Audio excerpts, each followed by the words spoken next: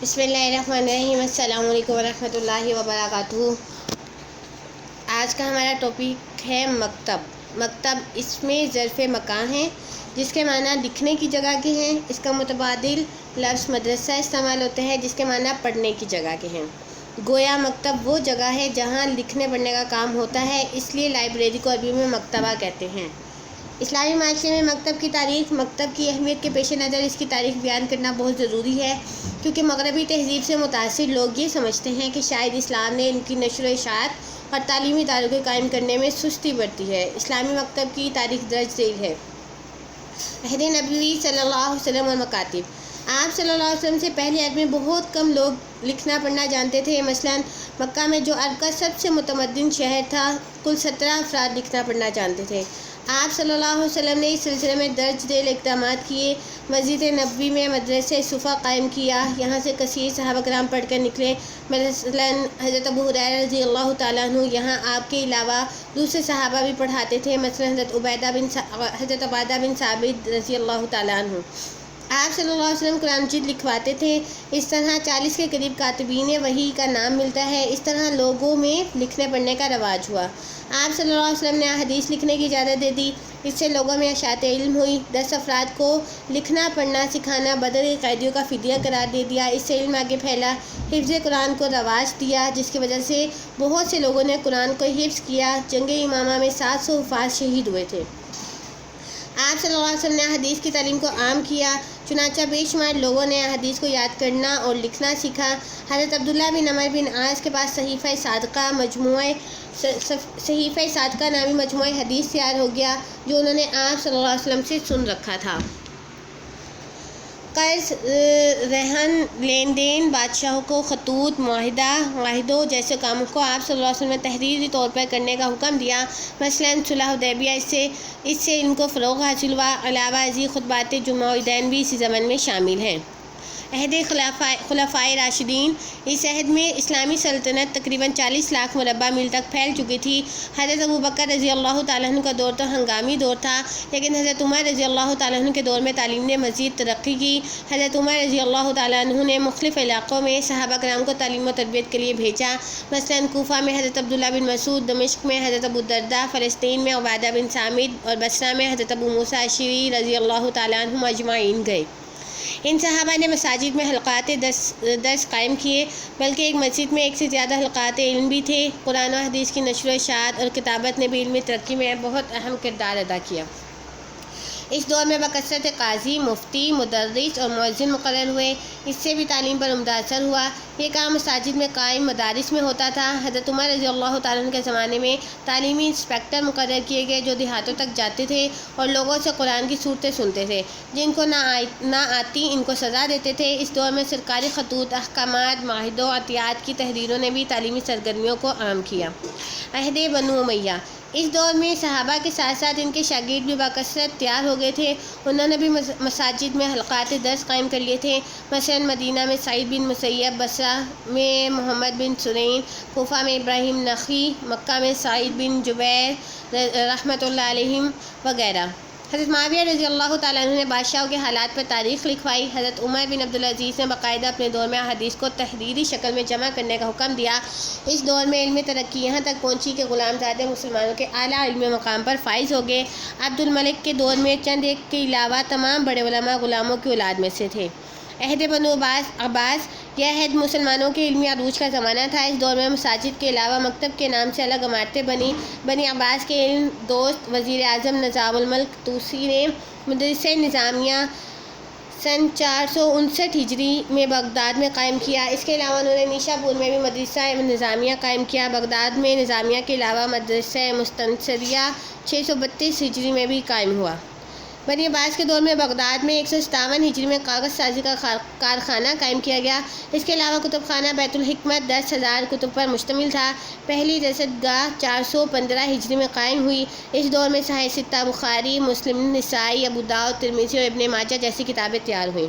بنو عباس کے دور میں بکثرت مدارس، لائبریریاں، لیبارٹریاں قائم ہوئیں۔ اس دور میں کتب خانوں میں کتابوں کی تعداد لاکھوں تک پہنچ گئی۔ مکتب کی اہمیت، فوائد، کردار اور مقاصد۔ اسلامی نظریہ تعلیم میں مکتب کی اہمیت اور مقاصد درج ذیل دلائل سے ثابت کیے جا سکتے ہیں۔ اشاعت علم، مکتب کا سب سے بڑا کام اشاعت علم ہے۔ اس سے فائدہ اٹھانا غرباء اور امراء دونوں کا حق ہے۔ اگر یہ تعلیم صرف امراء تک محدود ہو جائے تو اس کو ہم اشاعت علم نہیں کہہ سکتے۔ اسلامی نظریہ تعلیم کے مطابق تعلیم چونکہ ہر مسلمان مرد عورت پر فرض ہے، اس لیے یہ بنیادی سہولتوں میں شامل ہے۔ ریاست کا یہ فرض اولین ہے کہ وہ ہر ایک کی تعلیم کا بندوبست کرے تاکہ اشاعت علم کا عمل تیز ہو سکے اور اس کا دائرہ وسیع ہو سکے۔ تعلیم کی شرح اسی طرح بڑھ سکتی ہے۔ سیرت و کردار کی تعمیر، ان مدارس کی اہم ذمہ داری محض معلومات کی فراہمی نہیں بلکہ طلباء کے کردار کی نشو و نما بھی ہے۔ اگر معلومات کے ساتھ کردار نہ ہوگا تو ایسے طلباء بڑی بڑی ڈگریوں کے بل پر بڑے عہدے تو حاصل کر لیں گے لیکن بڑے مہذب لٹیرے ثابت ہوں گے، جس سے معاشرہ انارکی کا شکار ہو جائے گا اور اس سے زوال کا عمل تیز ہو جائے گا۔ آج پاکستان میں کردار کے بغیر قیادت مالی بددیانتی کی مثال قائم کر دی ہے۔ احساس ذمہ داری کا فروغ، ان مکاتب کا فرض طلباء کے اندر احساس ذمہ داری کا فروغ بھی ہے، کیونکہ احساس ذمہ داری کے بغیر طالب علم معاشرے میں کوئی اچھا کردار ادا نہیں کر سکتا۔ احساس ذمہ داری زندگی کا سب سے قیمتی سرمایہ ہوتا ہے، اس پر ہی تعلیمی اور قومی ترقی کا انحصار ہوتا ہے، اس لیے جذبہ جتنا پیدا ہو جائے اتنا ہی بہتر ہے۔ دینی، قومی و خدمت، طلباء کے اندر قوم اور دین کی سربلندی اور خدمت کا جذبہ پیدا کرنا ان مکاتب کا اولین فریضہ ہے، کیونکہ اس کے بغیر وہ دین اور قوم کی سربلندی میں کوئی کردار ادا نہیں کر سکتے۔ تعلیم جتنا خدمت کا جذبہ پیدا کرتی جائے گی اتنا ہی قوم مضبوط ہو جائے گی۔ تربیت اخلاق، مکاتب کا کام طلباء کی اخلاقی تربیت بھی ہے تاکہ یہ لوگ آداب زندگی سیکھ سکیں۔ اخلاقی تربیت کا اہمیت کا اندازہ اس بات سے لگایا جا سکتا ہے کہ نبی کریم صلی اللہ علیہ وسلم نے فرمایا، مجھے اچھے اخلاق کی تکمیل کے لیے بھیجا گیا ہے۔ اچھا انسان اخلاقی تربیت سے ہی بن سکتا ہے۔ آج اخلاقی تربیت کی ضروریات پہلے سے بڑھ گئی ہے کیونکہ اخلاقی تربیت کی کمی نے کردار کی کمزوریاں پیدا کر دی ہیں۔ تعلیم جسمانی، مدارس کی اہمیت اور مقاصد میں طلباء کی تعلیم جسمانی بھی شامل ہے۔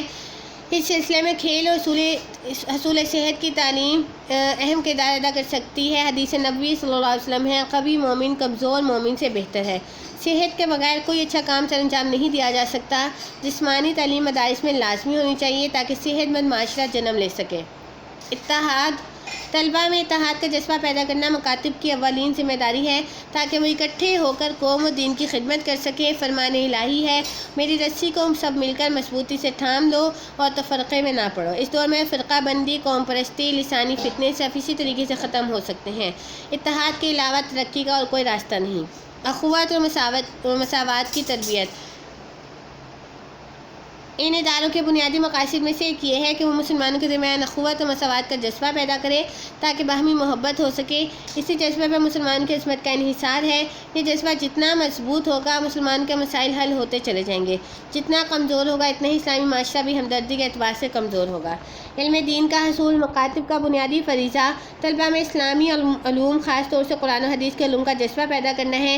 طلباء میں ان علوم کا شوق پیدا کیا جائے تاکہ حرارت ایمانی برقرار رہے، وہ اپنا کردار مضبوط بنا سکے۔ اس لیے مسلمان پر لازم ہے کہ وہ اپنے تعلیمی اداروں میں علم دین کو عام کرے۔ جدید علوم کا حصول، مکاتب کا کام یہ بھی ہے کہ وہ جدید عصری علوم مثلاً سائنس، ادب، فلسفہ، ٹیکنالوجی کے حصول کا جذبہ طلباء میں پیدا کرے تاکہ جدید علوم پر مسلمانوں کی گرفت مضبوط ہو سکے اور مغرب کی جاداری ختم ہو جائے جس نے مسلمانوں کی زندگی مشکل کر رکھی ہے اور عراق، افغانستان اور کشمیر اور فلسطین میں مسلمانوں کا خون بہہ رہا ہے۔ سیاسی اور ملی شعور، ان مکاتب کا کام ہے کہ طلباء میں اسلامی سیاست کا شعور پیدا کرے تاکہ طلباء اچھے مسلمان قائد بن کر حضرت عمر جیسے سیاستدان کا کردار ادا کر سکے اور غلط حکمرانوں سے نجات پا سکے۔ آج مسلمانوں کے زوال کی وجہ سیاسی اور ملی شعور کی کمی ہے، کیونکہ ملی شعور کی کمزوری سے فرقہ بندی اور علاقائی تعصبات جنم لے رہے ہیں۔ مکمل دین کا تصور، آج کے دور میں مدارس کی اہمیت اور مقاصد میں یہ بھی شامل ہے کہ طلباء میں دین کا مکمل شعور پیدا کیا جائے۔ مثلا ایک مسلمان نمازی، سیاستدان، جرنیل، ماہر معاشیات، ماہر تعلیم یعنی دین کے تمام شعبوں کا ماہر ہو۔ مکمل دینی شعور کے بغیر فرقہ پرستی کا زہر ختم نہیں ہو سکتا، اس لیے مدارس میں دین کے مکمل تصور کو عام کرنا ضروری ہے تاکہ جزوی دین پر عمل کر کے نجات کا تصور ختم ہو سکے۔ خود غرضی کا خاتمہ آج کے مکاتب کی ایک اہم ذمہ داری خود غرضی کا خاتمہ ہے۔ یہ بہت بڑا فتنہ ہے جس نے مسلمانوں میں قومی درد بڑی حد تک ختم کر دیا ہے۔ اس فتنے کو ختم کیے بغیر امت مسلمہ ترقی نہیں کر سکتی۔ آج تعلیمی مدارس میں خود غرضی فروغ پا رہی ہے جس کا تدارک کرنا بہت ضروری ہے۔ مدارس اس کے خاتمے میں اہم کردار ادا کر سکتے ہیں۔ اسلامی معاشرے میں تعلیم کی نوعیت جو ہے وہ دو قسم کی ہے، فرض عین اور فرض کفایہ۔ فرض عین سے مراد وہ علوم ہیں جن کا حاصل کرنا ہر ایک کے لیے لازمی ہے، مثلا قرآن و حدیث۔ آج کے دور میں قرآن مجید، حدیث، فقہ اور تاریخ کا ضروری علم حاصل کرنا ہر مسلمان پر فرض ہے۔ زندگی کے تمام مسائل کا حل اسلام کی روشنی میں معلوم ہونا چاہیے۔ اس میں دو طرح کے لوگ ہوں گے، ایک علماء، دوسرے عام لوگ۔ عام لوگوں کے لیے اسلام کا بنیادی علم کافی ہے، لیکن علماء کے لیے تمام اسلامی علوم پر عبور حاصل کرنا فرض ہے تاکہ وہ اس کی روشنی میں عوامی مسائل کا حل تلاش کر سکیں۔ دوسرا فرض عین تھا۔ یہ وہ علوم ہے جن کا حاصل کرنا فرض عین تو نہیں لیکن ضروری ہے۔ ان کو دوسرے الفاظ میں فنون کہنا مناسب ہے۔ ان میں درج ذیل علوم شامل ہیں: نمبر 1 عمرانی علوم مثلا زبانیں، فارسی، عربی، انگریزی وغیرہ۔ سائنسی علوم مثلا میڈیکل، انجینئرنگ، کمپیوٹر وغیرہ۔ معاشی علوم مثلا اکنامکس، تجارتی علوم، اکاؤنٹنگس وغیرہ۔ دفاعی علوم وہ علوم جن کی وجہ سے ملک کا دفاع کیا جا سکتا ہو، مثلا اسلحہ بنانا۔ پہلی قسم کے علوم انسان کو اچھا انسان بناتے ہیں، اس کو مقصد زندگی سے آگاہ کرتے ہیں، معاشرے میں اس کے حقوق و فرائض کا تعین کرتے ہیں، نیز طریقہ عبادات وغیرہ بتاتے ہیں اور انسان کی سیرت سازی میں اہم کردار ادا کرتے ہیں۔ اس لیے اسلام نے ان علوم کو افضل علم قرار دیا ہے۔ دوسری قسم کے علوم انسانی زندگی کو آسان اور جدید ترقی یافتہ بناتے ہیں، مثلا سائنسی ایجادات نے انسانی بیماریوں کا علاج آسان کر دیا ہے۔ اس کے علاوہ ٹیلی فون، بجلی، کمپیوٹر، انٹرنیٹ اور ٹیلی ویژن وغیرہ نے انسان کی زندگی میں سہولت پیدا کر دی ہے اور انسانوں اور ملکوں کے باہمی روابط مضبوط کرنے میں اہم کردار ادا کیا ہے۔ ملکوں کے دفاع میں بھی ان علوم کا کردار بنیادی نوعیت کا ہے۔ دینی اور دنیاوی علوم۔ اسلامی تعلیم میں دینی اور دنیاوی علوم کا حسین امتزاج ہے۔ اس میں دونوں طرح کے علوم کو کس طرح ملا دیا گیا ہے کہ ان میں حد فاصل قائم کرنا مشکل ہے۔ خاص طور پر قوم کے رہنماؤں کے لیے دینی علوم کے ساتھ ساتھ دوسرے علوم پر بھی مہارت بھی ضروری قرار دی گئی ہے تاکہ دنیا میں مسلمان باعزت زندگی بسر کر سکے۔ اسلامی تعلیم اپنی نوعیت کے اعتبار سے دونوں قسم کے علوم کی جامع ہے تاکہ ایک مسلمان نہ صرف اچھا مسلمان ہو بلکہ وہ اچھا سائنسدان، اچھا انجینئر، اچھا ماہر معاشیات بھی ہو۔